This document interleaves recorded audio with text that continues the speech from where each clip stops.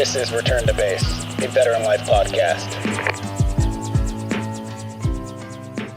Welcome back to Return to Base. This is where we sit down with leaders, creators, and change makers in the military and veteran community and some of our enablers and just have some really good conversation. I'm your host, Cliff Van Rickley. Today's guest is Steven Grayhm. He's the writer, director, producer, and star of the new film Sheepdog, which I watched just last night. It's available now on all streaming platforms, including Amazon Prime, Apple TV, Spectrum, Comcast, YouTube Movies, and more. The film dives into the invisible battles many veterans face after service, identity, purpose, trauma, and the search for connection and the inspiring path to positive traumatic growth and healing. Steven, welcome to the podcast. How are you doing? Very good, Cliff. Thanks. I'm looking forward to your review. Yeah. So I was talking to my wife last night and was just like, I need to watch this movie, for sure. I've heard of it, and it's kind of one of those things where it's like in the ether, you kind of hear people talking about it along the way. And then when I was connected to you through this, just put it on my list to watch, and, nothing like doing it right before the podcast, right? So it's a great movie, very well done, super emotional, obviously, and definitely rings true and brings back some good and bad memories. So let's get right into and talk about Sheepdog. So, this isn't a war movie. It's kind of about what happens after the fact. It explores emotional, psychological. There's relationships involved and friendships and some of the really hard things that go along with it. So, not being a veteran yourself, what inspired you to write this story? Like, how did you come up with the idea of it? And let's just take it from there. Sure. So in 2011, I should go back to childhood. So I am the descendant, I'm the grandson of a POW. My grandfather was a Polish farmer who was captured by the Nazis, enslaved on his own land at one period, tortured for years, and was liberated by the American and Allied troops. So I grew up with his stories that he never talked about with anybody as a little kid. And and it's interesting because they're the correlation to the seminal moment in my adult life is uncanny. So my mom used to say, he shouldn't be telling you those things. I'm like 8 years old, 9 years old. And because she said that he never talked about it with anybody. So 2011, I have this chance encounter with a tow truck driver. My car broke down 3 hours north of my home at the time in Los Angeles. I was shooting a movie as an actor up in Vancouver, Canada. I'm 21 hours into the drive back from Vancouver to Los Angeles down the coast. The PCH car breaks down, call AAA. They send the local guy. He's like, saddle up, partner. We got a 3-hour ride into town. And it was just during that drive, we sat in silence for a while. And then he just began to open up about his life, all the issues he was having in his marriage, the challenges of being a father of three, his financial hardship. And then he began to open up about all the various medications, copious medications that he was on that were tethered to his traumatic brain injury and his post-traumatic stress from multiple deployments during his military service. And I don't think I said like 3 words during this drive and just listened. And he kept saying, I can't believe I'm telling you this. I've never told anybody this.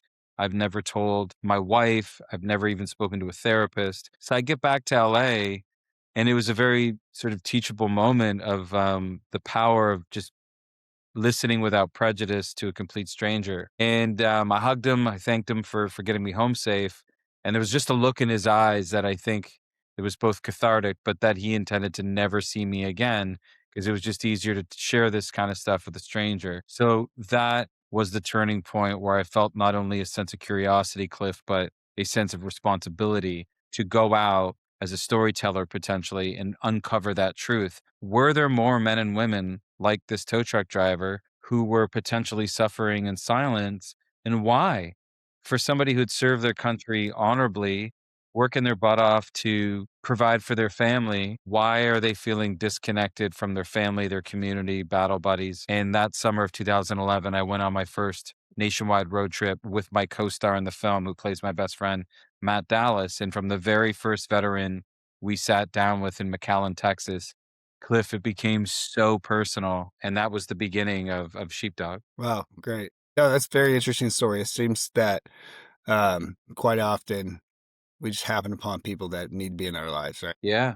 Have you by chance found that person, kept in touch with them, or does he know he inspired this movie? I have his contact info. I've never spoken since that incident. And I think for the most part, and maybe I will, but I feel like for the most part, I was trying to be respectful. I don't know that he was looking for a friend, right?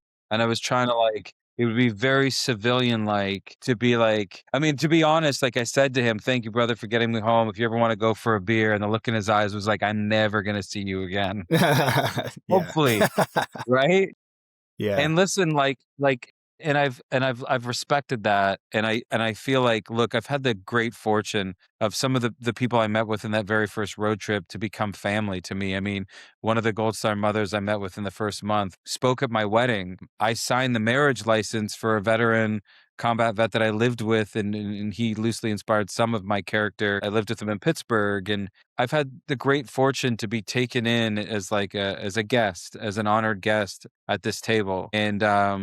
And so it's interesting because how that relates to the film was I had my first draft of it 2012. As it took years to try to get this made, I became older, and so did the characters in the story. But so did, more importantly, the veterans and the mental health workers and all the folks that I had originally met with, right? So I had the benefit of seeing their journeys, right? The triumphs, the challenges. And that was why in our movie, it's the first movie that picks up with our veteran 10 years after their last deployment. Because I felt there's so much life that's lived in those 10 years rather Right. than just showing them transition out of boot, out of basic, and then here you go in their first year of being a civilian again. Yeah. And I saw in the opening sequence there's a quote from On Combat. Is that what inspired the title of the movie, Sheepdog? And what inspired you to read On Combat of all things, if you have? I have. I also read On Killing. And well, first off, we'll talk about the retired Lieutenant Colonel David Grossman, who wrote both of those books. But on Combat is where there is the passage that David Grossman writes about from a Vietnam veteran. And as you know, that's the sheepdog metaphor in certainly relating to violence is the sheepdog protecting the flock being the sheep and confronting the wolf being the predator. And I felt like Calvin and Daryl, our characters in the film, including even Whitney, who plays a Vietnam veteran, they did that in their military service. So I wanted to take that metaphor and see how that applies to your civilian life, the flock being your family, and the wolf is the wolf at your door. And I have to say, we were very fortunate to have a full endorsement, a public endorsement by David Grossman, and it meant a lot to me because as a civilian, having someone of his ilk and his experience in both of those books, I think you would agree are just must reads. They're masterpieces. I mean, they're just incredible pieces of literature. And he said, listen, like as a civilian, you know, you don't have to give your life to walk the sheepdog's path. You can be of service to your community. And he said, and that's what you've done with this film, My Fellow Sheepdog. And that meant the world to me because the biggest challenge, Cliff, in all of this wasn't necessarily all the things you would imagine, raising the money independently to make the film, all the false starts on it, the heartbreak, you know, sure. But the hardest part was getting it right for the folks that we're depicting on screen. That Right. was the most important thing. And the response that we've received thus far has been incredibly humbling and profound. Yeah. And actually, I want to kind of thank you for making such a well put together movie. After retiring from the Army, the toughest moments weren't overseas. They were at the kitchen table talking bills and budgets. Navy Federal Credit Union is helping members dominate debt with the Platinum Card. Transfer your balance within your first 60 days and get a 0% intro APR for 12 months. Our members could save thousands over the promo period. Learn more at NavyFederal.org/platinum. Navy Federal Credit Union. Our members are the mission. Navy Federal is federally insured by NCUA. A lot of movies that portray veterans see them as and portray them as caricatures, kind of over the top. If you're from the South, doesn't matter if you're from Nashville or from Atlanta, you're gonna have a deep Southern drawl. You're gonna sound like a hick, Yeah.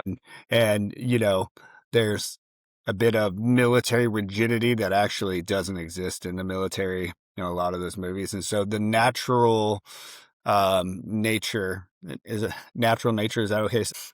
The natural way that the characters carry themselves, you could tell that you and your co-stars did what I would say was a deep study of how the body language, the mannerisms, and so yeah, I want to hear a little bit more about the conversations that you had that fed what I'm guessing is kind of a conglomeration character.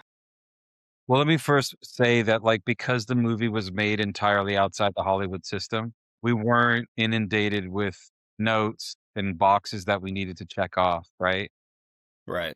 And I will say the other thing too is like, look, we went to school on every single movie in the genre, right? Whether it was a war picture or a drama dating back to like The Deer Hunter or Coming Home, all the way to present day of like Hurt Locker and, every movie in between, Saving Private Ryan and so on. And then, of course, all the books. Now, what I came to realize as a screenwriter is I couldn't understand for this generation's warrior why I was seeing what I was seeing as you talk about like caricatures. And I was like, this isn't what I'm seeing. You sit down in front of Navy SEALs, it's not what I'm seeing on television or in the films of how the depiction. If I sit down in front of Army grunts I mean, the list goes on, it just seemed, well, why is that? And so to be fair, Cliff, our interpretation was telling an authentic story based on our experience immersed in this community at that point before we went to camera for 12 years. Conversations we've had. So started the journey and we were very idealistic. Matt and I are on that first road trip and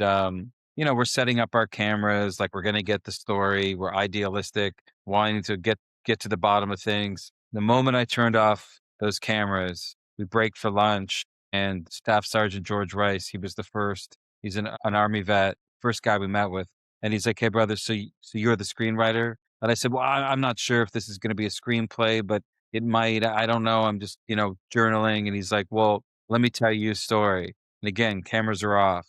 And he opened up to me about that military operation that my character describes in the film that happened in that sheep pen. And he put me in touch with the Gold Star families that were involved in that and the men that served in that unit. And it was all on them. He endorsed us. Like he said, "Hey, like this is after spending time together." But it was on them whether or not they wanted to talk to us. And it took a lot of time to build trust. And that was the beginning. And I think that once we sort of proved ourselves that we could be trusted and that we genuinely cared about getting this right, that we weren't going to shoot some ridiculous action movie of like, RPG incoming, you know, this kind of thing that never ever happens, and trying to do something truthful and honest to their experience to honor their service and sacrifice. So, I volunteered at the VA in Detroit for years. I would go in there and eventually just become a fly on the wall. So you get to see it warts and all, right?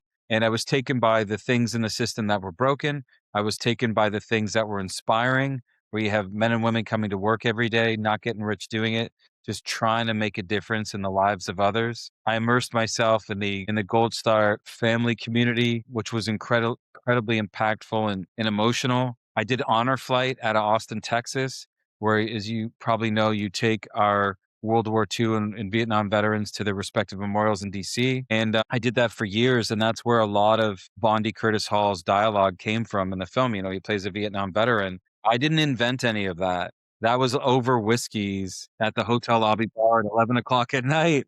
So you go to the wall, the Vietnam Hmm. wall, and it's very sobering. You do that in the afternoon. And then that night, you're back at the hotel lobby bar, and those stories are just opening up, and that all made its way into my screenplay. And so I have to thank all of those folks that trusted us. I retired from the Army in 2018 after serving multiple deployments. When the uniform came off, the mission didn't disappear. It shifted to my family, my kids, and protecting our financial future. Navy Federal Credit Union helps members do exactly that with the Platinum Card. When you transfer your credit card balance within your first 60 days, you get a 0% intro APR for 12 months. Our members could save thousands. Real help for real life. Learn more at navyfederal.org/platinum. Navy Federal Credit Union. Our members are the mission. Navy Federal is federally insured by NCUA. After the intro rate expires, variable APRs apply based on creditworthiness. Rates are subject to change. Fees may apply. Offer ends March 31st, 2026. All of that made an impact even on our performances. There was never a time that Matt Dallas and I ever were standing in a corner going, what would our characters do now? We literally had to surrender ourselves to the screenplay I wrote that I spent years refining, that was informed by the truth of these folks. And then you just got to trust the process. All those stories live within you over all those years, and they Right. come out in different ways. And to be honest with you, like, I'd never be able to recreate that performance or any of those performances. It was lightning in a bottle. And it's worth sharing with you that our main cast, they knew how high the stakes were.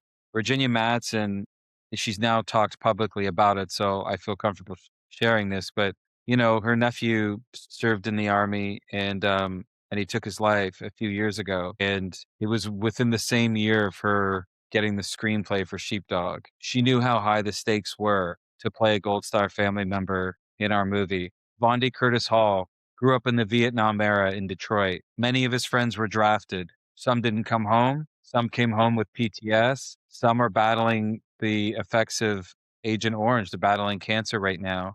Dominic Famusa, who plays Coach O in the movie, he's worked with Adam Driver's foundation. Adam Driver is a Marine veteran, but also an actor, and been immersed in that community, and also depicted a real life American hero, Tig, from the Michael Bay movie 13 Hours on the Benghazi tragedy. So everybody came to the project knowing the stakes. And then, of course, my production company, Team House Studios, we hired and trained 17 military veterans and 5 Gold Star family members in front and behind the camera.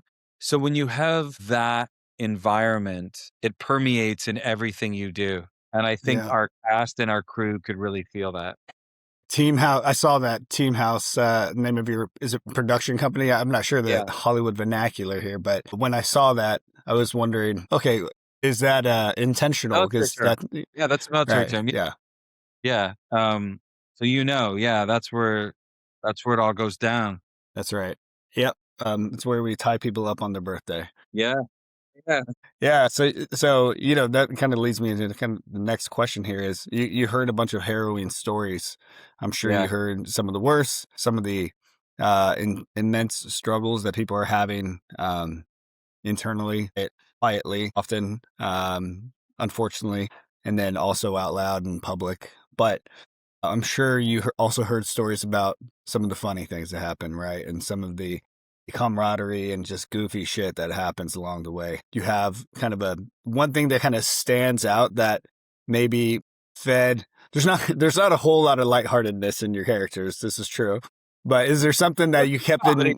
Kept There. Yeah, is there something where, there's a part of the character that maybe isn't outward, but that shows joy or fun loving? There's a scene in the movie, for instance, where he's wrestling. Of course, he's like kind of wrestling with somebody in a bar, kind of goofing Yeah. off, right? And that's, I think, the most goofy the character was. But did you hear a story or something that sticks out that made you think, oh yeah, these are just kids? Countless. I mean, especially knowing for most that enlist, like they were teenagers, most of the men and women I sat in front of when they first enlisted in Sure. And there was the camaraderie and the brotherhood and the sisterhood, especially like where we pick up in one of the flashback scenes between my character and Daryl, where he's waking up in the morning and he's brushing his teeth and my kid's got to go out the door to school.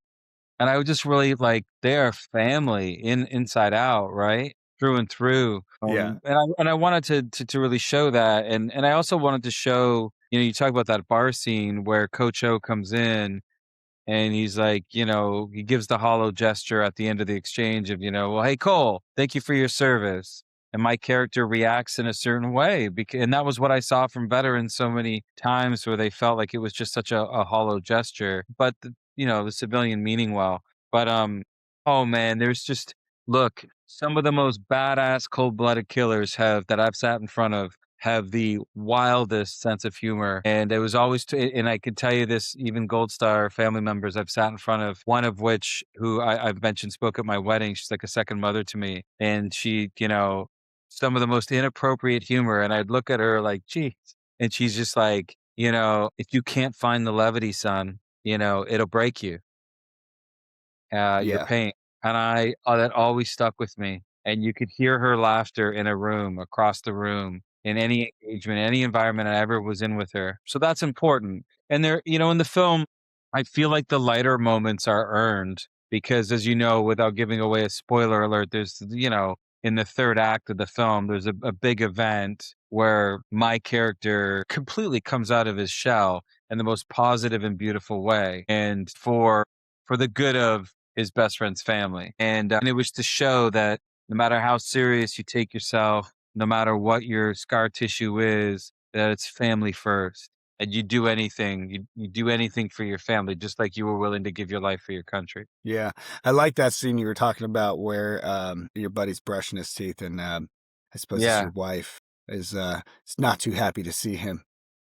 I've Yeah. seen I've seen that maybe one too many times. Like, you're here. Yeah. Yeah. It's so interesting how many military spouses have come up to me, like, especially on the film festival circuit, or messages that we get on social media. And it's just wild of like, yeah, that was, I remember going through that. And Yeah. yeah, but it's a family, that, and it's I mean, again, a lot of my research didn't happen like sitting at a desk saying, "Now tell me about this, tell me about that." It was being immersed in it. It was being in people's living rooms, in their homes, and eventually, like I said, becoming a fly on the wall where sometimes they forget you're even there, and you get to see the whole family dynamic. Right. And that became really interesting for me because I was able to inform the characters based on Yeah. that. So the film's released and obviously has won some critical acclaim. What has the response been from military and veteran community that but maybe that you don't know? Number one, like give me a couple positives, and I know there's got to be a couple haters out there. Sometimes it's fun to like look at what the haters are saying and just kind of laugh. Well, the haters are typically like we've listened. We've been really lucky, and I'm gonna touch wood now because I don't want a bunch of people writing a bunch of hate for the sake of. I'll show him. Nah, anyone that's like, look, there's been next to none, and I take that. I've said to my wife, to people around me, I've been in show business for 27 years since I was like a teenager. I've been in some incredible projects that I'm incredibly honored, and I've been in some not so great stuff. I've never so consistently had such a profound and passionate response to anything I've done, quite like Sheepdog. Hmm. Look, I spent a year basically in the editing room. You don't know what you have until you put it out there, right? You might think you have a good film, or you might think you don't have a great film until you put it in front of an audience. And I had tested it in test groups to try to cut down, like, for pacing. And you're hoping to get bad feedback because if you only get Right. praise, you're like, how do I find 15 minutes to cut out of this movie? But through Mhm. that process, I was able to tighten the film up. And then I took that 2-hour version of the film and I took it on the film festival circuit. That's where we learned what we had. When we world premiered in Boston, 400 people at the IMAX theater, half of them veterans, first responders, military folk. And it was profound. I mean, it was just so emotional having Vietnam veterans stand up in a full auditorium in tears saying, "You guys freaking nailed it."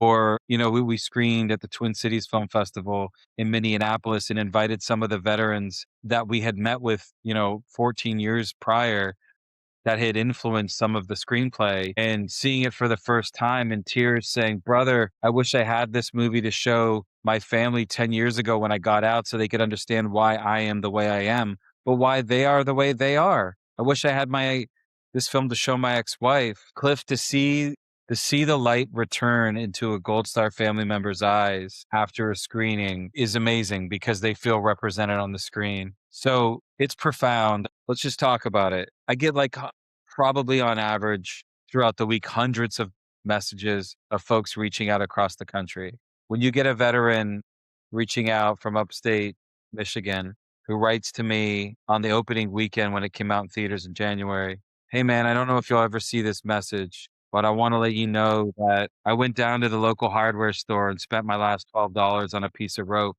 And I went to the local park and I was going to end it all there. And I got a phone call from one of my friends. And I wasn't too happy I got the phone call because it was interrupting me from what I was going to do. So I go over to my friend's house who also served, and he tells me about your film. He tells me I need to go see it. And I go and see it that night at the local theater, and it saved my life. and he gave me all the reasons and all the things that really touched him in the film. Like that's the stuff, man.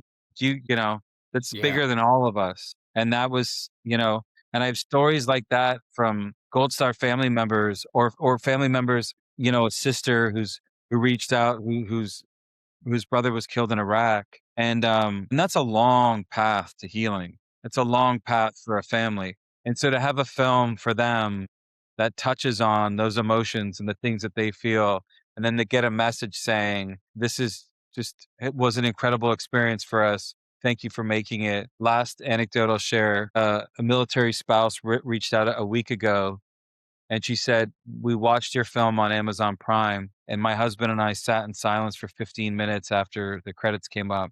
We didn't say a word. And he got up off the couch and went out into the garage, and I could hear him crying." And she said it sounded like a cry he had hung on to for the last 10 years since his last deployment. So I'd like to think it was a good cry. She's like, "We had breakfast this morning, and it was the first time that he opened up to me and just started talking to me about some of his service and his experience." Brother, it's Right. so humbling. And all as the filmmaker, you just want to continue to be worthy of that, Right. right? Yeah. And yes, sir. And, we have to wrap this up and, so Yeah. you can get to dad duty like we all do. Right. Yeah.